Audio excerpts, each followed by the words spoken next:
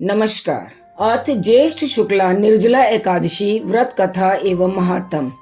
पांडव भीमसेन व्यास जी को नमस्कार कर कहने लगे, हे ऋषिवर, माता कुंती, भ्राता युधिष्ठिर, द्रौपदी, अर्जुन, नकुल और सहदेव आदि सभी मुझे एकादशी का व्रत करने को कहते हैं, परंतु मैं उनसे कहता हूँ कि भाई, मैं विधिवत भगवान की पूजा आदि तो कर सकता हूँ, दान भी दे सकता हूँ, परंतु भोजन के बिना मैं नहीं रह सकता हूँ। इस पर व्यास जी कहने लगे, हे भीमसेन, यदि तुम नर्क को बुरा और स्वर्ग को अच्छा समझते हो तो प्रति मास की दोनों एकादशियों को अन्न मत खाया करो। भीमसेन कहने लगे, हे ऋषिवर, मैं तो पहले ही कह चुका हूँ कि मैं भूख सहन नहीं कर सकता। यदि वर्ष भर में कोई एक ही व्रत हो तो मैं रख सकता हूँ, क्योंकि मेरे पेट में वृक नाम वाली अग्नि है, अर्थात मेरी जठराग्नि अत्यंत तीव्र है, सो मैं भोजन के बिना नहीं रह सकता। भोजन करने से ही वह शांत रहती है, इसलिए पूरा उपवास तो क्या, एक समय भी बिना भोजन किए रहना कठिन है। अतः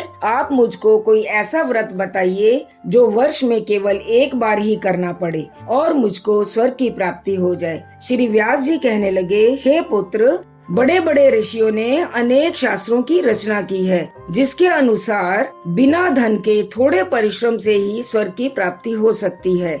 इन्हीं शास्त्रों में दोनों पक्षों यानी कृष्णा एवं शुक्ला एकादशी का व्रत करने से मुक्ति मिलती है, ऐसा वर्णन मिलता है। श्री व्यास जी के वचन सुनकर भीमसेन नरक में जाने के भय से भयभीत हो गए और कांपकर कहने लगे कि अब क्या करूं? मास में 2 व्रत तो मैं कर ही नहीं सकता।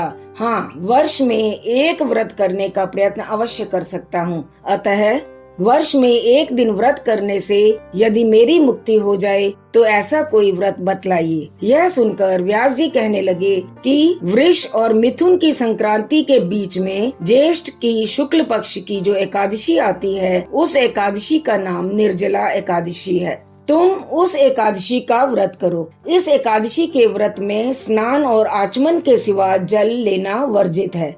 आचमन में 6 मासे जल से अधिक नहीं होना चाहिए, अन्यथा वह मद्यपान के सदृश हो जाता है।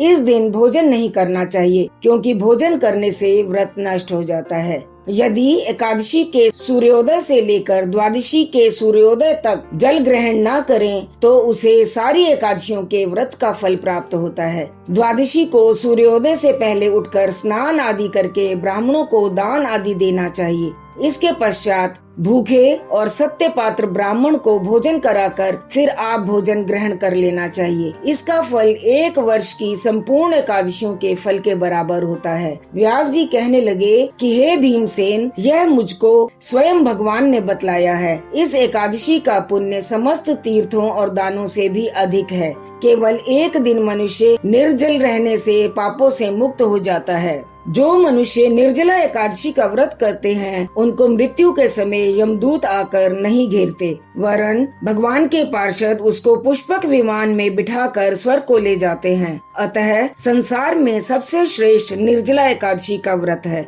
इसलिए यत्न के साथ इस व्रत को करना चाहिए। उस दिन ओम नमो भगवते वासुदेवाय इस मंत्र का उच्चारण करते रहना चाहिए और गोदान भी करना चाहिए। इस प्रकार व्यास जी की आज्ञानुसार भीमसेन ने इस व्रत को किया, इसलिए इस एकादशी को भीमसेनी या पांडव एकादशी भी कहते हैं। निर्जला व्रत करने से प्रथम भगवान का पूजन करके यह प्रार्थना करें कि हे भगवान, आज मैं श्रद्धा पूर्वक निर्जला व्रत रख कर दूसरे दिन भोजन करूँगा, अतः आपकी कृपा से मेरे सब पाप नष्ट हो जाएं। इस दिन जल से भरा हुआ 1 घड़ा वस्त्र से ढककर स्वर्ण सहित दान करना चाहिए। जो मनुष्य इस व्रत को करते हैं, उनको करोड़ पल सोने के दान का फल मिलता है, और जो इस दिन यज्ञ आदि करते हैं, उनका फल तो वर्णन ही नहीं किया जा सकता। इस एकादशी के व्रत से मनुष्य विष्णु लोक को प्राप्त होता है।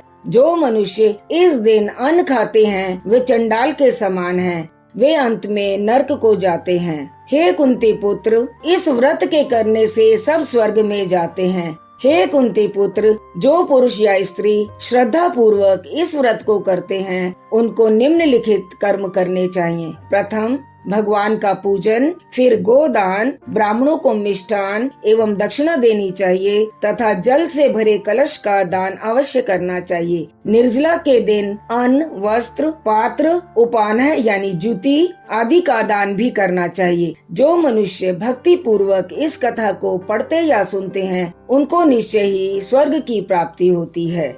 इति श्री ज्येष्ठ शुक्ला निर्जला एकादशी व्रत कथा एवं महात्म संपूर्ण। विष्णु भगवान की जय।